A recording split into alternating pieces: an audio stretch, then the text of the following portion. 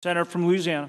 Thank you, Mr. President. I want to spend a few minutes, Mr. President, talking about the so-called criminal justice bill that we will soon be voting on in the United States Senate. And I want to make it very clear that I don't believe there is a single solitary member of this body that would do anything intentionally to jeopardize public safety. I don't believe that for a moment. I do believe, though, that there will be some sharp divisions over the merits of this bill. I don't intend to vote for the bill, but I recognize that sometimes fair-minded people disagree. What I wanted to do today, Mr. President, is just share with you my perspective on this legislation. There's some things in this bill I really like. The provisions to try to give prisoners job training, mental health counseling, in some cases give them the opportunity to obtain a GED, the so-called anti-recidivism provisions. I support them. I have for years argued that there's no reason with technology that we can't give every prisoner in state and federal prison the opportunity to get a GED. I support the part of the bill that would house inmates when we can within 500 miles of their home so they could receive visits from family. I think that might help them not to recidivate. And there are other things in the bill that I like. But let me explain why I'm not going to vote for the bill, though I will have some amendments that try to make it better. My objection is to the approach of the legislation. I think it's backwards. I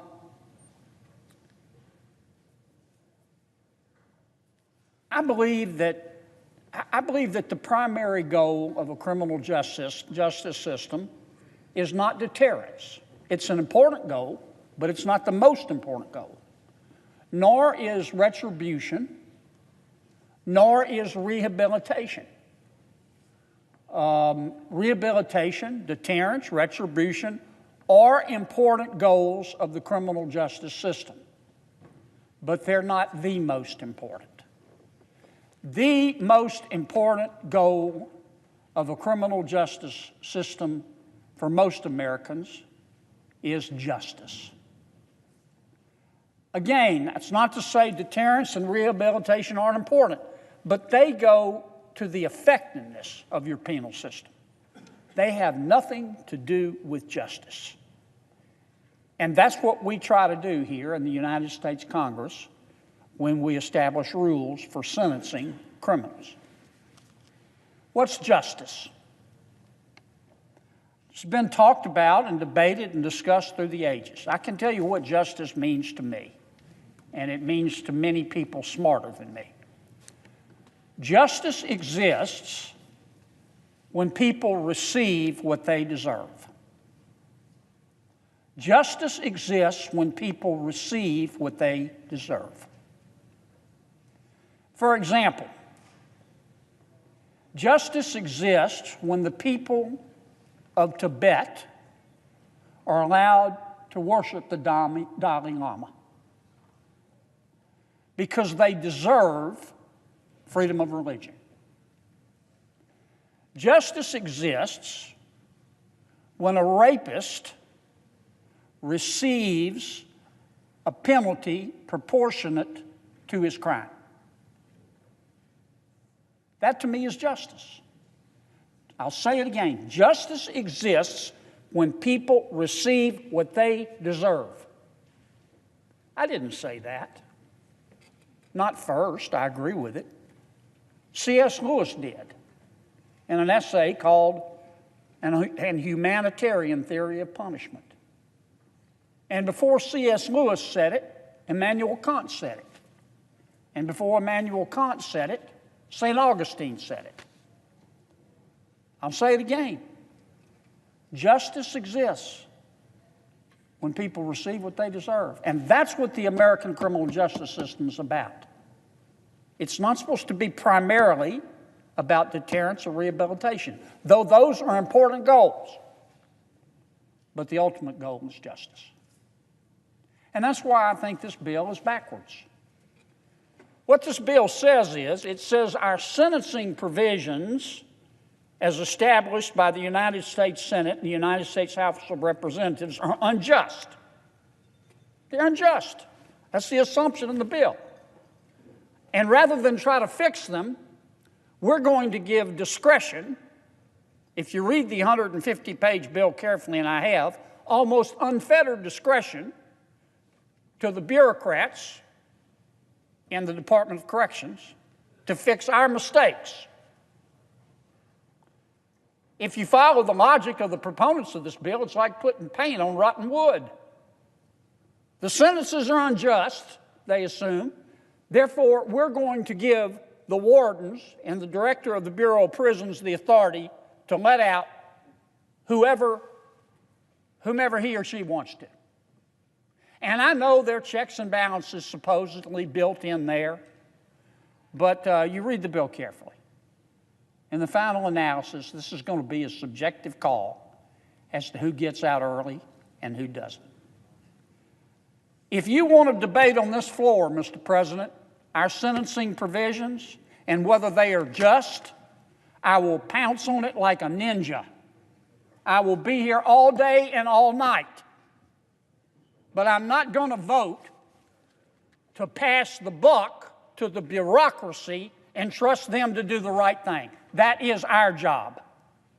If the sentences are unjust, then by golly, by God, let's fix them.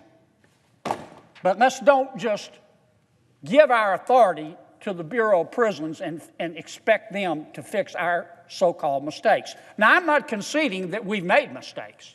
I don't know, because we hadn't focused on the sentencing part. I'm not sure this body has the courage.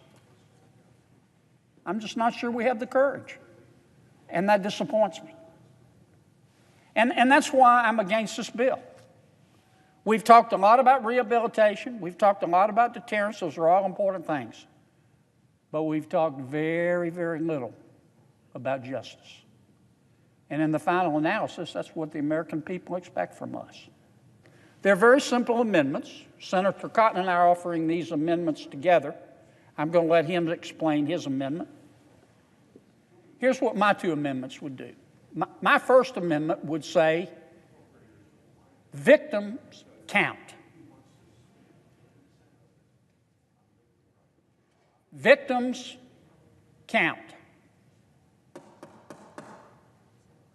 Senate will come to order. Senator from Louisiana. My First Amendment would say that victims count, Mr. President. Victims matter.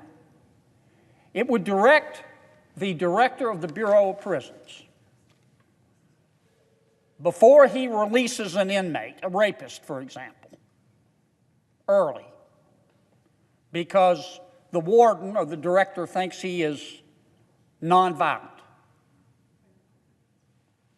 It would direct the director of prisons to contact the victim of that rape and say, hey, I've made the decision to let this guy out early. And I wanted to tell you about it. And I wanted to give you the date that he's going to be released. And I want to give you a chance to write me a statement about how you feel about it, and I promise to read it. It doesn't give the victim veto power. I wish I could.